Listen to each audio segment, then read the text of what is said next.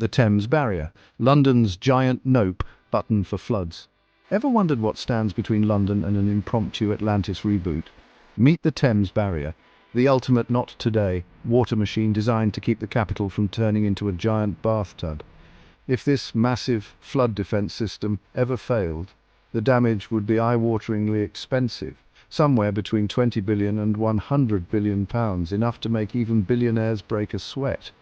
The Houses of Parliament, city skyscrapers, and the entire underground would be out of commission for months, and hundreds of thousands of people could be forced to swap their flats for inflatable rafts.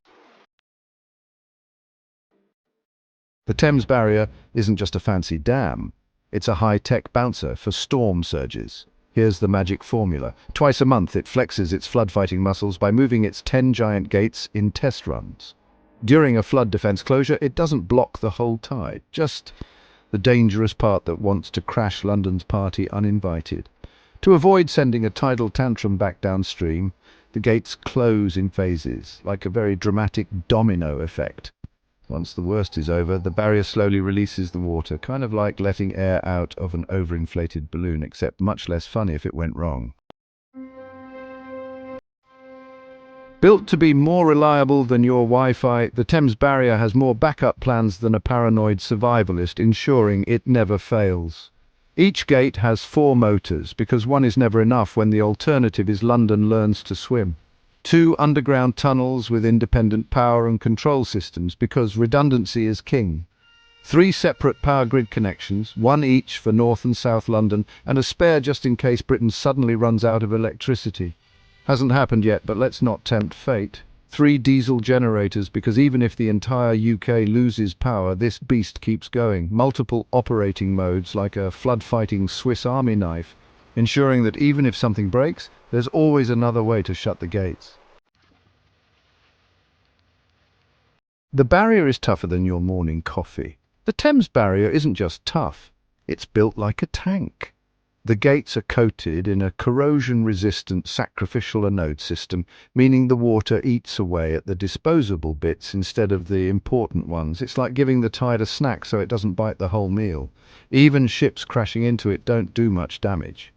In 1997, a vessel named Sandkite hit the barrier, sank on top of one of the gates, and all it did was scratch the paint.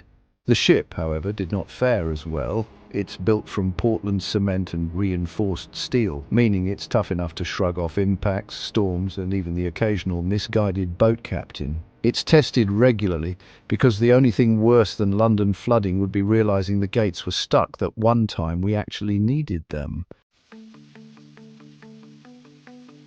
What if a megastorm shows up? The Thames Barrier was designed in 1970 for a 60-year life, meaning it was originally set to retire around 2030. But thanks to ultra-conservative engineering, the designers weren't messing around. Modern simulations say it's good until at least 2070. And if some apocalyptic end-of-days megastorm does show up, the gates are built strong enough to let excess water flow underneath, ensuring that London doesn't suddenly become Venice 2.0. The gates can withstand water levels far beyond their original design. Even if one gate failed completely, the rest would compensate. The system constantly monitors tides, storms, and potential surge levels, meaning it won't get caught off guard. There's a backup plan for every scenario, including what to do if a ship gets stuck on one of the gates again. Spoiler, it involves a lot of water pressure and hope, but what if it's just not enough? Let's be real, climate change isn't exactly playing nice. If sea levels keep rising, even the Thames Barrier might need an upgrade. But don't worry, there's already a plan in place. Future flood defences are being studied, including a bigger, badder barrier further downriver. Additional flood defence walls may be needed in certain parts of London. Better drainage systems and water diversion methods could help take pressure off the barrier. And of course, Londoners could always invest in canoes, just in case. Final verdict, the barrier that simply can't fail. If this was almost any other piece of infrastructure, someone would probably argue that all these backup systems are overkill. But when the alternative is London becoming an Olympic-sized swimming pool, it turns out there's no such thing as too much caution. So next time you're walking along the Thames, give a nod to the giant metal hero keeping your feet dry. Because when it comes to flood defences, the Thames Barrier isn't just a wall, it's a superhero in steel. Attention internet people, if you've made it this far, congratulations. You now qualify for a once-in-a-lifetime opportunity. Smashing that like button instantly increases your coolness by 327%, scientifically unproven, but spiritually accurate. Subscribing guarantees good vibes and fewer traffic jams in your life. Hitting the notification bell may or may not summon a tiny dancing robot to your home, so go ahead. Click those magical buttons before they get lonely. Otherwise, a mildly disappointed virtual pigeon will be sent to stare at you judgmentally.